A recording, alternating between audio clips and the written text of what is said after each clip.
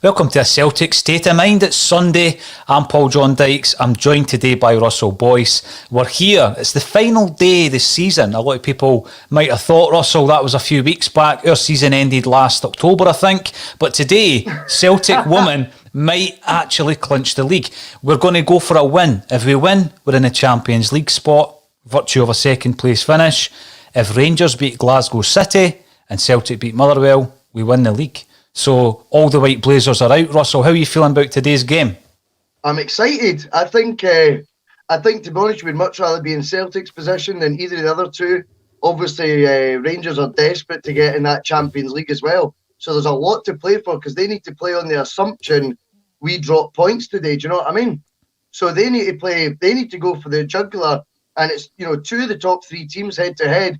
We've got our business taken care of when it comes to that regard already. So Celtic are in a very favourable position right now. Whilst it's still not in our hands completely, I think Celtic's position right now is just a wee bit more comfortable in the stomach because we've nothing to lose, I think you're right. Imagine going into this last weekend of fixtures and you're trying to look at the kind of pressure levels of all the different teams who are still in with a shout, and you think that, well, you know what, there could be an upset. We will be looking for Rangers to do us a wee favour, but that's fine.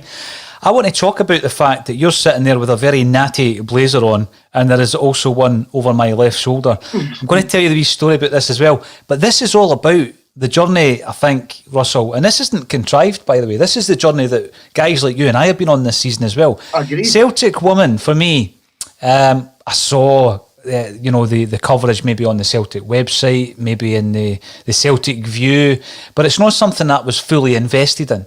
For reasons probably beyond even explanation. It never ever came on my radar, to be honest with you, Russell. Yeah. There was no disrespect there, but this season's been completely different, and I think a massive part of that is actually there's been a bit of a link and a bit of a bond with Fran Alonso. He's just got this charismatic aura about him that you completely buy into what he's trying to do here.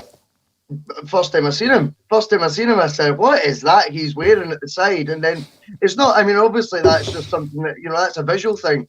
But then it was, what the joy is of some of the coverage you get, Paul, is the fact that there's commentary, but it's like there's not any fans there at this point. So you could hear him on the touchline. Even if you couldn't see him some games, you can hear him. He never shuts up, which is a brilliant thing, which is obviously something that was lacking in the men's team. But again, as I've said before, maybe constant comparisons to the men's side of things is, unfair because, they've done so well in their own right.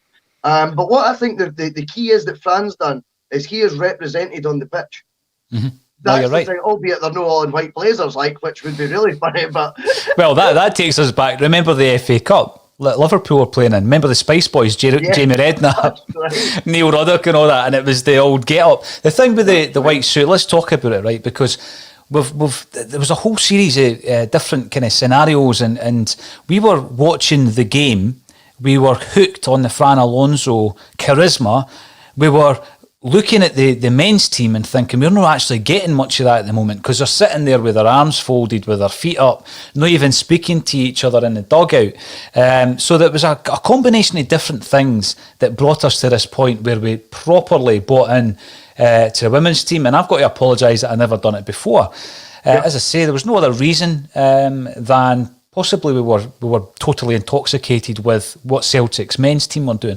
But this is a Celtic state of mind, so it doesn't matter if it's the men's team, the women's team, or next season the Colts team. We'll be covering the games and everything that happens. Now, on the bulletin during the week, if there's developments with the women's team, we discuss it. And then when we're doing the coverage of the women's games, we can discuss a few bits and bobs because one or two things have happened over the last few days at Celtic. But before we do that, Russell, this jacket to my left, right? You've says to me if we win the league, I'm going to have to put it on for the full time. I've agreed to that. A deal, mate. I've agreed to that. I've already had a text for the missus saying I have to pick up X, Y and Z, as they do, on my way home. I'll just be wearing it into Tesco as well. I think it'll go all right with this kind of shady pink. What do you reckon? It'll look cool, mate. Why not? Cool. I tell you what, I know the Tesco you shop in, Paul, so I'll meet you outside in the car park. We'll go together. Brilliant. But we need to have separate trolleys or we'll get thrown out. Now, Aye. just before we actually do our wee broadcast from the stadium, because we have managed once again to infiltrate the big gates of the stadium and we're inside, virtue of Colin Watt, who I think had to break in to get in, but we'll hear all about that in a minute. This jacket to my left, this actually appeared in a big budget movie. We had to buy this on auction, Russell. We all chipped in. The Axon team all chipped in and we've bought this jacket, right? It was worn in the Rowan Atkinson movie, Johnny English, by none other than John Malkovich, and it now belongs to you, Russell Boyce. There it is. It's a beautiful garment. Look at it. Stunning. Absolutely beautiful, mate. Stunning. It's just, and again, I just think the fact that we're going to these lengths over things like that, it just takes something iconic to capture the imagination. And then the beauty of Alonso as well has been, you know, I was lucky enough to do one of the press conferences thanks to your good self. I know Colin's been to one, Natasha's been to one, and all of us have came away with the exact same feedback of him. Warmth, humility, total passion, and you know what? A good knowledge of the game as well. He's got a complete vision of where he's going with this. And there's just nothing not to buy into right now with the Celtic ladies team. And whilst he's down a lot, down to that, a lot of the credit's got to go to the players in the park who are representing his ideas and his tactics perfectly on the pitch just now. You're spot on. Now, I can see, it's not on the screen at the moment, but I can see when other people are in the waiting room to come into the broadcast studio. And I think somebody's just trying to throw Colin Watt out the stadium, because it was one of the moments where the camera was just, you know, pointing up at the sky and then down on the turf. So I'm going to try and get him in as soon as he's back on his seat. There he is, he's smiling. So I think he's ready to come in. He's giving me the thumbs up. Here he is at the game. Colin Watt, how does it feel to be in the stadium? I've got to say, gents, it's a bit of a surreal experience to be here today. I think a lot of people have been very unfortunate this season, and we've been very lucky to get access in. Meeting some nice people from other Celtic fan media as well, which was great, and some of the mainstream media is here too. But I tell you what, gents, it's a lovely afternoon for a game of football, and here's hoping for the 3 points for the girls today. Now, obviously, Colin, we cannot ask you to show us any of the action because it's going to be streamed on the BBC website. They've got the rights to the game, so we can't show the goals, etc. But what's happening at the moment? Are the teams there? Are they just arrived? I'm trying to look at the Twitter page. They've not given us the team line yet. Have you had any idea of the team lines, Colin? No, we haven't seen the team line yet. I'll just set that here so that you can see that the girls are currently warming up. It does look as if Rachel Johnson will start in goal again, but I haven't seen the team line yet. As you said, it was a bit of a kerfuffle getting in, but thanks to everyone here at the Pennycar Stadiums for sorting that one out. No, we've not seen that one yet, but I'm looking around. It doesn't look as if there is many people that aren't in the squad that were in the squad for the last game against Motherwell. So Fran Alonso also looking very sharp on the touchline. He's following Russell with the white suit jacket, so he's clearly up for this one too. Yes. Well, Colin, it would appear that you're the only one not wearing a white blazer, mate, and I would have happily given you John Malkovich's had you only asked. Now, when we're looking at this, for anyone who's maybe not bought in so far to the Celtic women's team, give us a wee update, Colin, on what today means. What are the possible outcomes of results going our way or not today?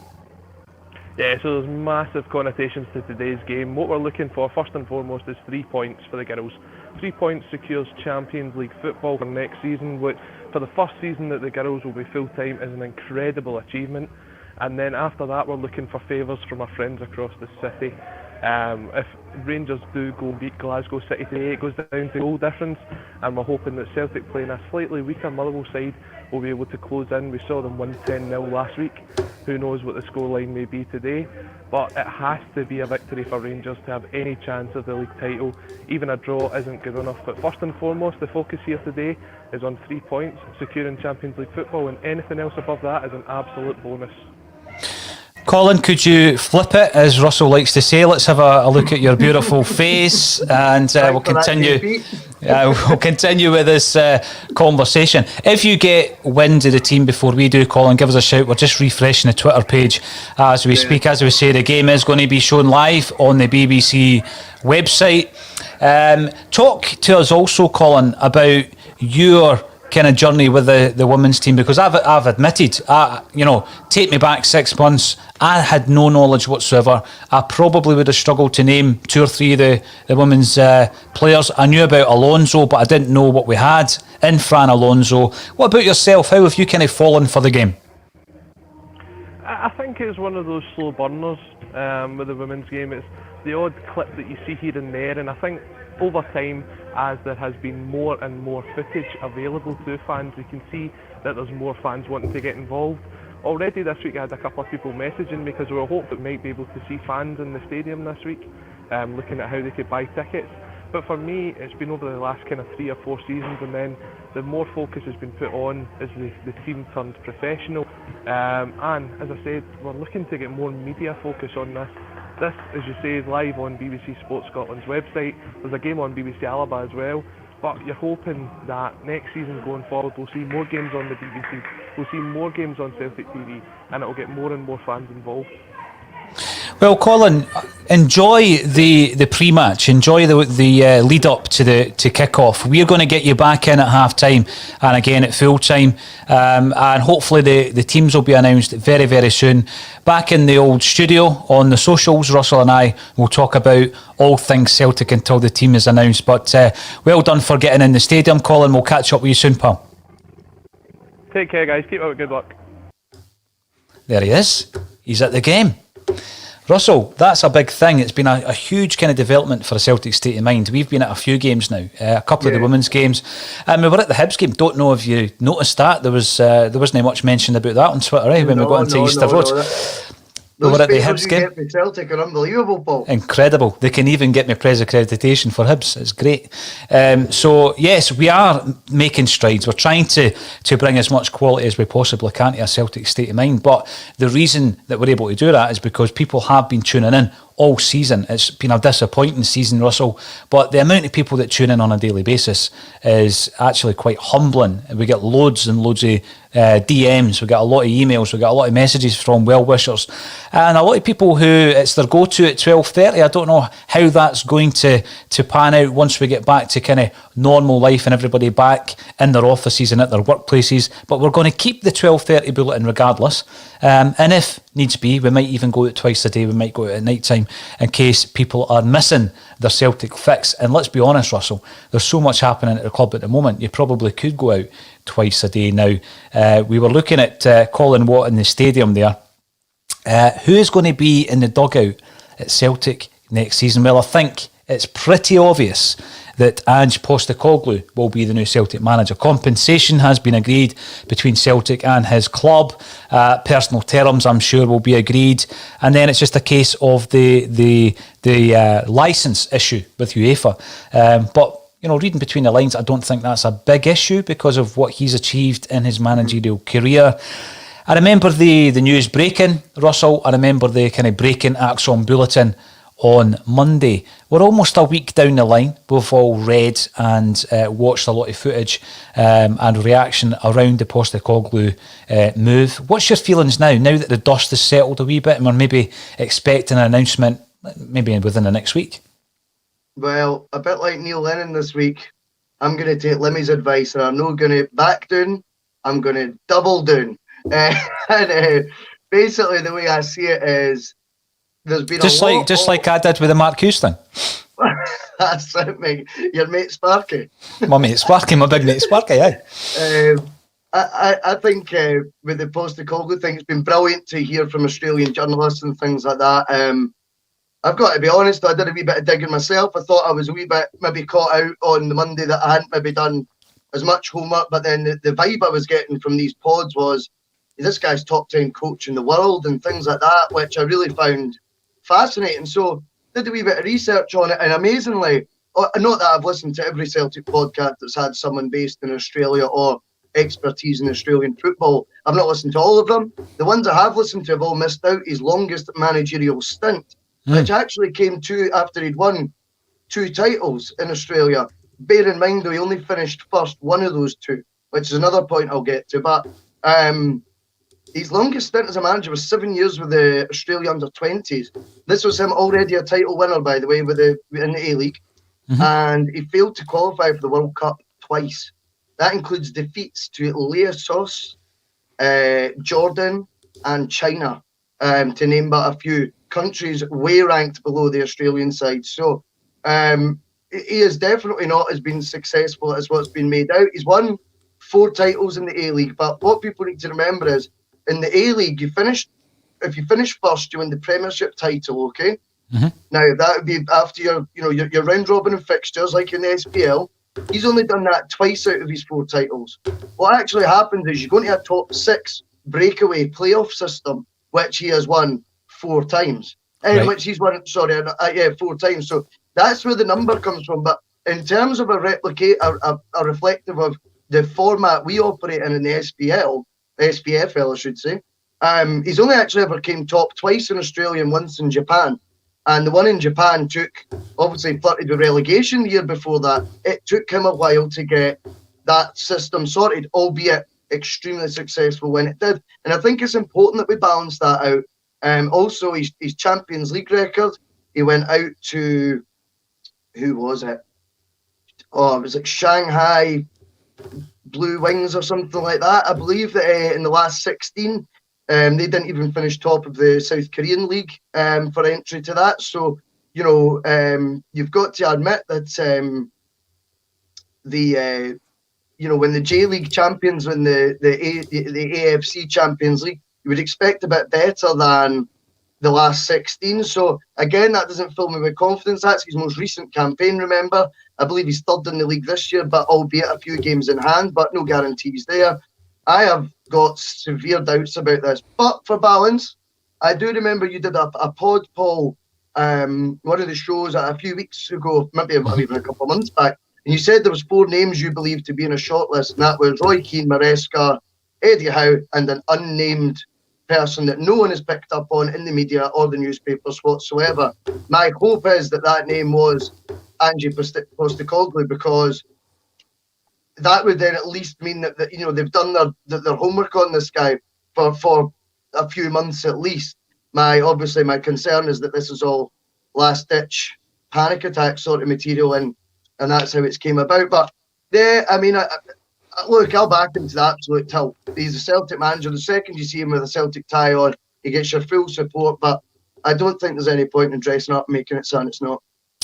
Well, I think that was a good rundown there, Boyce, because when you were asked to speak about him on Monday, I think there was a real knee-jerk reaction, not by you. I just think across the board there's a knee-jerk reaction, because there had been a real feeling around the camp, around Celtic fans, many Celtic fans and Axom listeners, that the Eddie Howe deal it was a matter of time.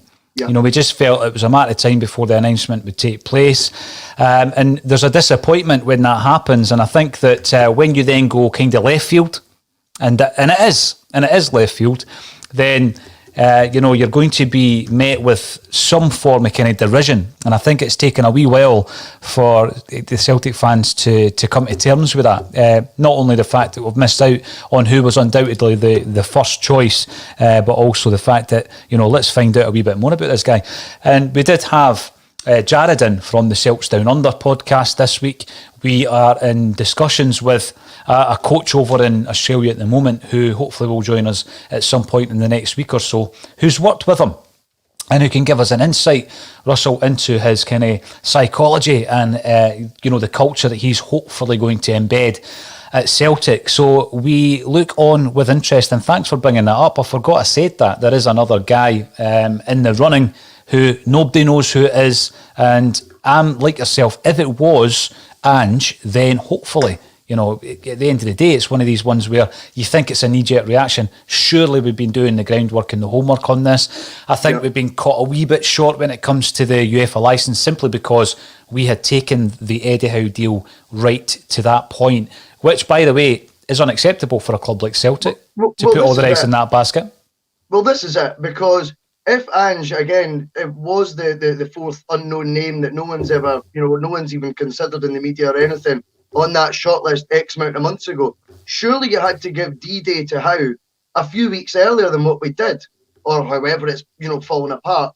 That decision had to be made as a yes or a no a few weeks prior, because they surely knew this A-licence issue was going to crop up if they go for Ange. So I think in that instance, again, that is unacceptable, like you say, because we should not be opening up the Champions League qualifiers with John Kennedy in charge, which I think is going to be an inevitability, to be honest with you.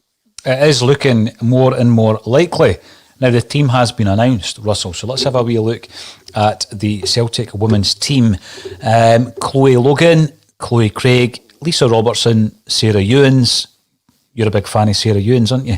Kelly Clark, Kate Nicholson, London Pollard, new signing, Anna Philby, Chloe Warrington, Tegan Bowie, who is a young up-and-coming left-back, one to watch today, and McAllister. Now, I've got to say, someone can maybe clarify, is it Rebecca McAllister or Paige McAllister? It only comes up on the Twitter as McAllister. Now, on the bench, we've got Donaldson, McEnany, Graham, Potter, Burchell and Terry. So still no Tiergarden, Russell, who is more or less the star player in the team. She obviously went back to the States to get married. So we are going to have to do it without one of the star players. But that's the team announced. I mean, it's one of these ones, it'd be great if we had pushed, the men's team had pushed, the league leaders to the last day of the season. Nowhere near it. Nowhere near it, Russell, as we are today with the women's team. But that does take me on to something else that I cannot do a Celtic broadcast without bringing up. Neil Lennon's comments that appeared in the Times yesterday. Much has been said. I'm sure all week on the bulletin this will be discussed. I don't want to take away the shine from the women's team and their potential league title win today, Russell. But let's have a wee chat about Neil Lennon's contempt. That's all I can call it. Contempt for the Celtic support. Don't back down. Double down. That is all he's doing, is completely doubling down. He's in denial. There's no two ways about that. He's rewriting history in a way that is firstly aloof when he says, I beat Lazio. I find that astonishing way to describe the victory in Lazio. And again, there's no balance. There's no, I accept the results against, Cluj, etc. weren't good enough. There's no acknowledgement of that. It's all about, well, I won 21 medals when I was there. That, again, is self-indulgence. There's talks about how can I be a dinosaur when I'm at 49, as if anyone is being ageist or anything like that. We're talking about dinosaur in terms of your management style is prehistoric, and it is. And I'll tell you who isn't, Fran Alonso. You know what I mean? That is how to manage a team. And do you know what? Dinosaur at times does him a favour, because I don't even think we were getting that at times. I thought there was a great tweet I got, and it was a message saying, do you remember he started Christie again up front after, was it the Sarajevo match, when he'd thrown the whole team under the bus and he says everyone wanted to leave? Ferencvaros, yep. It wasn't just Christie. He started the same starting 11. Aye, he did. Now, that is a man who is trying to prove he got it right that night and we were unlucky and expected us to win. Put himself before Celtic with that team lineup for me as well. And again, I just can't believe the way he's talking about new breeds of fans, etc. This is not a new breed of fans. It's a universal fan base, Neil, that wanted you to leave. And that, I don't take any pleasure in that. But I really didn't at the time. And now I feel like, well, actually, it shows that you would have turned on us just as quick as perhaps sections of the support turned on yourself. Yeah, when it came out, Russell, for reasons you and I both know, I wasn't surprised. I wasn't surprised at what he said. But when I look at that, and I think to myself, what does Celtic Football Club actually represent? What does it mean? And when I look at it, I'm a wee bit older than yourself, Russell, and, I'm not going to sit here and say this person's an Uber Celt because they've been watching Celtic for this length of time. You're a Celtic fan. That's the bottom line of it, right? And you can't start calling people a new breed, an old breed. I mean, you look at me, I certainly can't be called a new breed. And with regards to that, I know for a fact that he is referring to people like me who run Celtic podcasts, and that's a fact. We are part of the new breed that he's referring to, Russell. He's also referring to the people who turned up at the stadium with banners. So, this is the same, let's say, the same Green Brigade who've been very vocal about the changes they want at Celtic Park, right? The same Green Brigade that Neil Lennon made a point of going over to time and time again with trophy after trophy after trophy. So they are now the new breed. They're not the same, you're right, they're not the same breed as they were back then because it doesn't suit Neil Lennon's narrative. So when I look at this, it takes me back to that famous quote from Tommy Burns. They're there and they're always there, and it's so true, right? And God bless every one of them. That's what Tommy Burns said. And I think about his affinity with the Celtic support. Now, this is a man who was sacked by Celtic, refused to leave out the side door, came out the front door with his head held high. He came back, and he is so revered within the Celtic support. That's class. That's a different class. That's a different breed of Celtic manager that we're referring to there, Russell. So when you're looking at what Neil Lennon has said, he is basically trying to set the narrative for his next managerial appointment. He's got the new PR agency on telling him how he's going to pitch this when he's speaking to the Times or whoever was to come up for the next interview. But what Celtic and Neil Lennon need to realise is that Celtic Football Club is about the fans. It's the fans that are the only constant when it comes to Celtic. So the players come and go, managers come and go, board members come and go, kit suppliers, sponsors, these things come and go, Russell. The one constant at Celtic Football Club is people like you and me and everybody who's tuning in today and everybody who tunes in during the week, Celtic supporters. And you don't start to say this one is more of a Celtic fan than that one. I know people who go home and away to Europe. I know people who can't. And that could be through finance, it could be through work commitments, it could be through their family. At the end of the day, Russell, you're a Celtic fan, and that's the bottom line. And for Neil Lennon to try and create division is, for me, it's a bad move. He's obviously burnt a lot of bridges in doing that. But my biggest worry is it's actually giving you a wee insight into the culture that existed at Celtic Park. I hope that culture will change with the incoming Dominic Mackay. And I use the word incoming because I know officially he doesn't start as the CEO until the 1st of July, Russell. But this, for me, was basically confirming my greatest fears about the way that Celtic, and I'm going to use them as a collection, Celtic, and I'm talking about the boardroom and the managerial side of it, viewed a section of the support. We're all Celtic fans. You can't then, be secular and say, right, that new breed, don't like them. That breed, they're all right because they don't question us. Every one of you, no matter what breed you're in, give us your money. You can't do that. Yeah, absolutely. And the new breed thing about referring to podcasts and things, what that actually means is I don't like extra scrutiny on me. I do not like people pulling me up. I do not like eyes and ears everywhere on what every happening at Celtic. I like it when I'm only getting judged by those above me. I don't like people daily going on podcasts and critically analysing the team. This was never about, abuse. This was never about being nasty to Neil Lennon as a person. He can't take criticism. That is what it all boils down to, and is now coming up with terms like new breed. It's petty, it's sad, and it's disappointing. Now, there was a bit of a mic drop moment during the week there, and I laughed out loud at Venus Williams when she was asked about criticism and how she deals with criticism. And it's a tremendous interview. She says it with a straight face, quite rightly, and I'm pretty sure it will be a meme forevermore. But the one bit was, no matter what you say or what you write, you'll never light a candle to me. She's spot on. Nobody that asks her questions or writes about her can play tennis like her.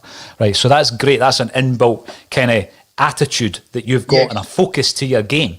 Right, but the people that are writing about her aren't her fans, aren't buying Venus Williams season tickets, so I love the attitude. I love that ballsiness, right? And you've got to have that, I think, if you're at the top, you're very top of your field, Russell, not just in your sports field, but in business. We both know many people who have got that kind of that one-way kind of thought process, that focus, and that's tremendous. That's not what we were getting from Neil Lennon. All we were getting from Neil Lennon was contempt. And I'll tell you, I think that self-preservation as well, Paul. Self-preservation. He's looking onto his next job. Look what I achieved in December. 2 months later, I'm gone. Wasn't it quite like that, Neil? Wasn't it quite like that? It's rewriting history, Paul. It's unbelievable, and I just don't understand where he's getting the place and the standing to do these interviews, feeling like worthy to do that on the back of a car crash of a season, and then to say an unhealthy obsession with 10 in a row. Says the guy, try to get my two hands on the screen, doing this to the fans as long as 2 seasons ago, not even the year we won 9 in a row, in the 8 in a row year, he was giving the 10 fingers to the fans. So, look, he's changing it to suit his own agenda as he likes, and that's good for him. If he thinks it's going to get him a new job, though, I actually think the interview will spectacularly backfire, because I think boardrooms now will be looking at that going, it'll just be toxic. It'll just end up toxic. Absolutely. Now, I'll tell you what, in a short few months, Fran Alonso has inspired you and your dress sense. Neil Lennon never did that in all the time he was at the club. Boyce. We know the team. One last wee bit before we go, because I think that as the action starts, we will focus obviously on the women's performance at half-time and at full-time. But we have seen on Twitter, on the Celtic Twitter online, the news that the Hoops Bar is facing closure. Now, obviously, down at the Gallagate, you go there pre-match, you go there post-match. I've admitted this before. I normally drive to the games in the Gallagate, and going for a few sherbets down there is normally a banned thing if I'm going to the Barrowlands. But the Hoops Bar are in financial trouble. They've set up a crowdfunder. We're going to fully support it. Boyce, we're going to go out and we're going to visit the bar. We're going to visit the bar on Tuesday. We're going to get a wee video with the owner in there, and we're going to push it as much as we possibly can to try and raise as much cash as possible. We should do a live show there. We could relive the Vida Reeseth and Kenny Dalglish press conference from the Hoops Bar. But we'd love that. If a little helps, let's do it. Sell tickets. Let's do Axel live from the Hoops Bar. There's a shout. Listen, that's a great shout. I like that. I like that shout. Who's up for it? Who would buy some tickets? All proceeds going to the bar. Right, let's talk about that a wee bit later, Russell. But we will be supporting them as much as we possibly can, because, you know, there's nothing like going down to the Gallagate before the games. I guess if I ever have any guests over, that's where I take them. Boise for a game, I go down there. Got some German friends who come over, St. Pauli fans, they come over. That's where I take them, because it's part of the kind of pre-match, the typical pre-match that people would expect when they come to a Celtic game. So yeah, we're going to fully support the Hoops Bar and push, hopefully, that total figure. They're needing 30 odd grand at the moment. They're about a tenth of the way towards that. So we'll keep pushing that as well, Russell. We will help. Wee prediction for today's game before we go? I think it'll be a comfortable 3-0 for Celtic, over to the other side. Let's do it. Let's do it. We'll keep an eye on the other game as well. And I'll see you at half-time. Thanks for everybody tuning in on Facebook, YouTube and Twitter. And we will see you with Colin and hopefully Natasha at half-time.